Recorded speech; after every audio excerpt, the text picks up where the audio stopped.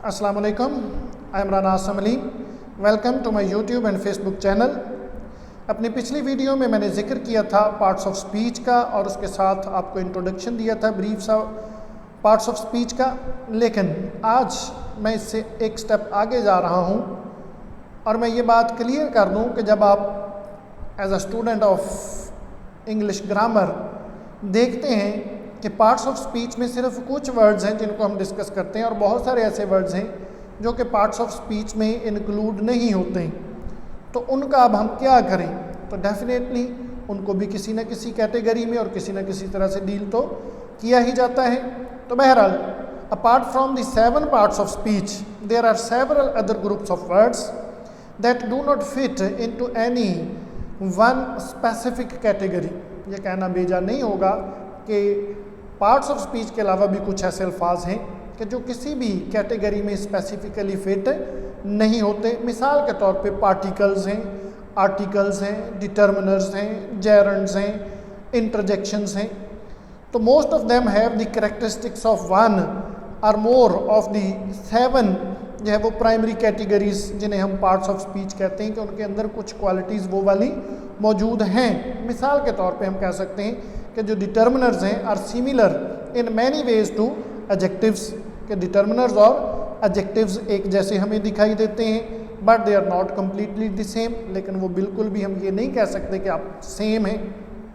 तो इसी तरह से in the same way most particles are similar in appearance to preposition. तो बहुत सारे पार्टिकल्स ऐसे हैं कि जिन्हें देख के हमें जो है वो प्रेपोजिशन का जो है वो शुबा पड़ता है, तो बट दे हैव डिफरेंट जो है वो ग्रामेटिकल फंक्शंस एंड मीनिंग्स।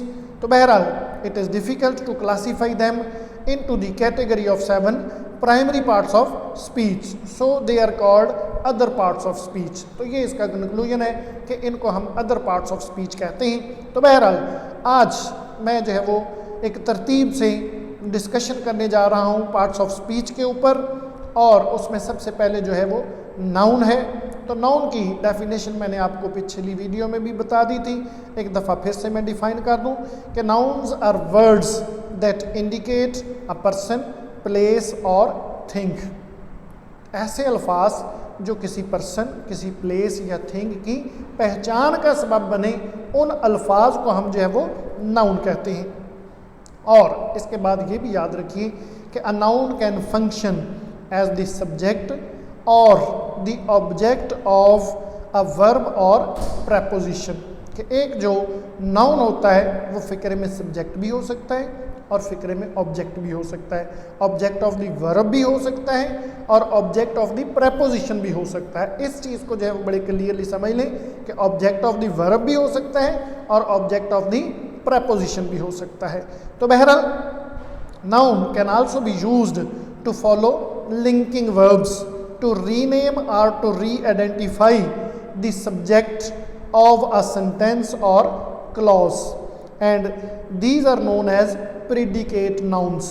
कभी कभी नाउन इस तरह से इस्तेमाल होते हैं फ़िक्रे में कि वो अपना जो सब्जेक्ट होता है उसको रीडिफाइन करते हैं, उसको लिंकिंग वर्ब के साथ इनको हम जो है वो जोड़ते हैं और रीनेम करते हैं, यानी कि जो पहले लफ्ज़ इस्तेमाल हुआ है उसी को दोबारा से वो रीडिफाइन करते हैं, रीनेम करते हैं। तो ऐसे नाउन्स को जो है वो हम क्या कहते हैं, ऐसे नाउन को हम प्रीडिकेटिव नाउन्स जो है वो कहते हैं।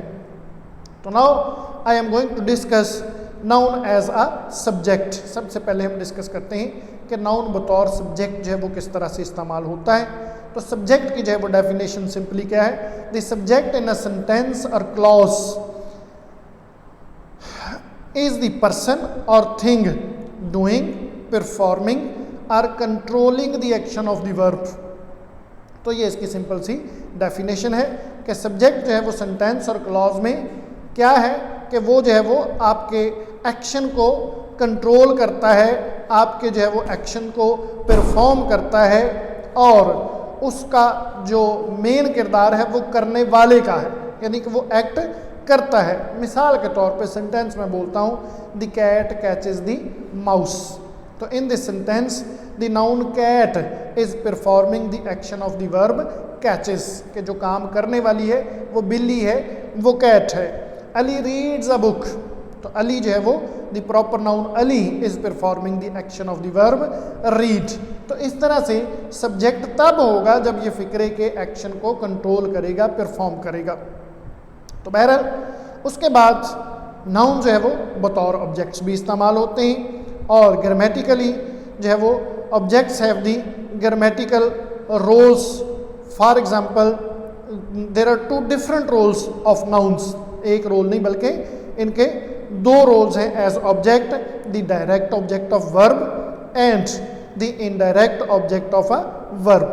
तो ये फिक्र में डायरेक्ट ऑब्जेक्ट का भी काम करते हैं और इनडायरेक्ट ऑब्जेक्ट का भी काम करते हैं और उसके साथ साथ ऑब्जेक्ट ऑफ प्रेपोजिशन के तौर पर भी काम करते हैं कि जब फिक्रे में कोई नाउन ऑब्जेक्ट के तौर पे इस्तेमाल होता है तो ये डायरेक्ट ऑब्जेक्ट, इनडायरेक्ट ऑब्जेक्ट या ऑब्जेक्ट ऑफ द प्रेपोजिशन भी हो सकता है। तो सबसे पहले मैं बात करूंगा डायरेक्ट ऑब्जेक्ट की। Direct object is what receives the action of the verb in a sentence और क्लॉज। कि तब ये डायरेक्ट ऑब्जेक्ट होता है जब फिक्रे में आपके वर्ब को ये डायरेक्टली रिसीव करता है।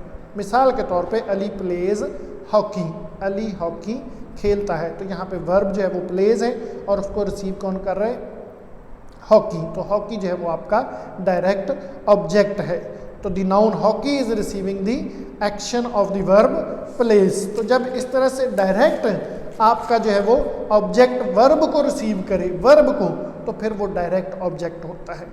John reads a book, the noun book is receiving the action of the sentence. तो बुक जो है वो डायरेक्टली आपके एक्शन को रिसीव कर रही है, लिहाजा ये डायरेक्ट ऑब्जेक्ट है। अब मैं बात कर रहा हूँ इनडायरेक्ट ऑब्जेक्ट की।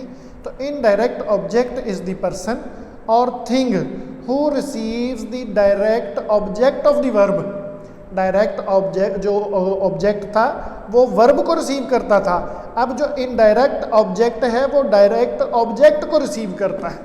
मिसाल के तौर पे इसकी मिसाल क्या है, please pass John the ball. हुक्मिया फिक्र है, इंपेरेटिव सेंटेंस है, मैं कह रहा हूँ कि पास जॉन द बॉल। तो अब देखें the proper noun John is receiving the direct object ball which receives the action of the verb pass.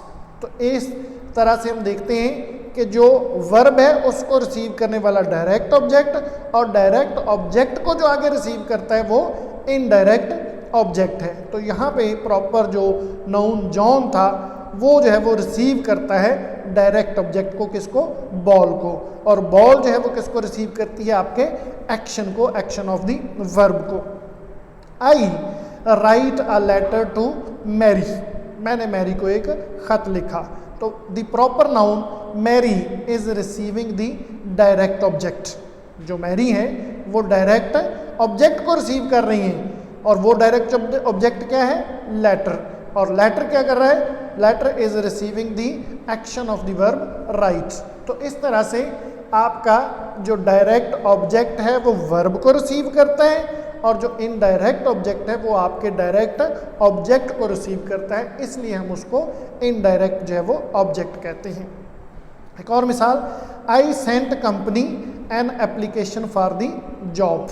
तो the noun company is receiving the direct object application which receives the action of the verb sent. तो बहरहाल इसके बाद objects of the preposition, noun जो है वो कभी कभी ऑब्जेक्ट्स ऑफ द प्रेपोजिशन भी होते हैं। तो nouns are also used after prepositions to create prepositional phrases. तो यहाँ पे हम इनसे प्रेपोजिशनल फ्रेजेस इस्तेमाल करते हैं। When a noun is part of a prepositional phrase it is known as the object of the preposition. तो तब हम इसको ऑब्जेक्ट ऑफ प्रेपोजिशन कहते हैं। और इसके लिए एग्जांपल है, your book is on the table. तो ऑन प्रेपोजिशन है तो उसके बाद नाउन इस्तेमाल हुआ, the noun table is the object of the preposition on. तो इस तरह से the cat is under the bed, the noun bed is the object of the preposition under. तो यूं हम जो है वो इसको ऑब्जेक्ट, नाउन को ऑब्जेक्ट ऑफ प्रेपोजिशन भी जो है वो इस्तेमाल कर सकते हैं। उसके बाद आ जाता है प्रीडिकेट नाउन्स या प्रीडिकेटिव नाउन्स भी हम इनको कहते हैं। Nouns that follow linking verbs, जब हम इज एम आर के बाद वर्ब नहीं लगाते बल्कि एक नाउन को दोबारा इस्तेमाल करते हैं, तो इस सिचुएशन में is, am, are, was verb को हम जो है वो लिंकिंग वर्ब कहते हैं। और nouns that follow linking verbs are known as predicate nouns and sometime known as predicative nouns. तो दीज सर्व्स टू रीनेम और री आइडेंटिफाई द सब्जेक्ट। तो ये नाउन जो होते हैं इनफैक्ट आपके सब्जेक्ट को दोबारा से री आइडेंटिफाई करते हैं या रीनेम करते हैं।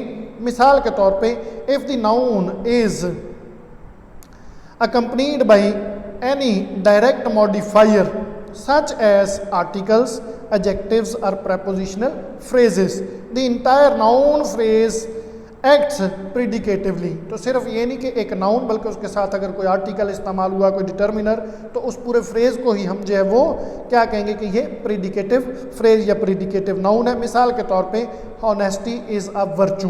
तो अब यहाँ पे देखें सब्जेक्ट हमारा ऑनेस्टी है, एक नाउन के तौर पे इस्तेमाल हुआ और उसके बाद हमने लिंकिंग वर्ब इज इस्तेमाल किया, देन वर्चू इस्तेमाल हुआ। तो वर्चू जो है वो इटसेल्फ एक नाउन है, लेकिन ये नाउन अलग नाउन नहीं है बल्कि ये ऑनेस्टी को ही रीडिफाइन कर रहा है, रीनेम कर रहा है। तो इसलिए इसको हम प्रीडिकेटिव नाउन कहेंगे। The noun phrase a virtue जो है वो that follows a linking verb and it is used to rename the subject. Harry seems like a real bully. Bully लड़ाकू को कहते हैं। तो हैरी एक नाउन है और उसके बाद मैंने लिंकिंग वर्ब सीम्स इस्तेमाल किया। तो नाउन फ्रेज अ रियल बुली यानी कि ये पूरा फ्रेज जो है वो किसको रीडिफाइन कर रहा है, किसको रीनेम कर रहा है, तो ये सब्जेक्ट को, हैरी को रीनेम कर रहा है। तो यहाँ पे ये एक जो है वो फ्रेज के तौर पे जो है वो इस्तेमाल हुआ, प्रेडिकेटिव फ्रेज के तौर पे इस्तेमाल हुआ। तो maybe this is a blessing in disguise. अगर इस फिक्रे को हम देखें, maybe this is a blessing in disguise. The noun phrase a blessing in disguise, ये पूरे का पूरा जो फ्रेज है follows the linking verb is को फॉलो करता है to rename the subject this, और दिस को ये रीनेम करता है। तो इस तरह से हम नाउन्स को जो है वो बतौर प्रीडिकेटिव नाउन्स इस्तेमाल करते हैं। तो आज की वीडियो में सिर्फ इन्हीं पॉइंट को मैं डिस्कस करूंगा। इसके बाद कैटेगरीज ऑफ नाउन के लिए मैं एक अलग से वीडियो बनाऊंगा।